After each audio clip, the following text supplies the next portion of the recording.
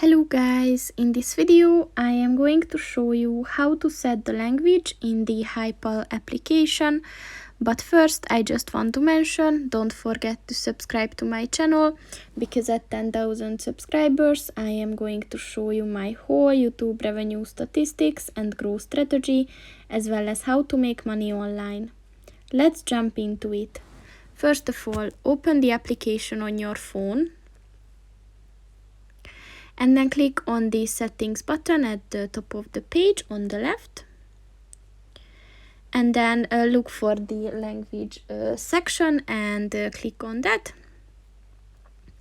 And as you can see, these are the language options that you can choose from, so just click on the one that you want to use and then confirm it, and then the application will restart. And that's pretty much it for this video, guys. See you in the next one. Goodbye.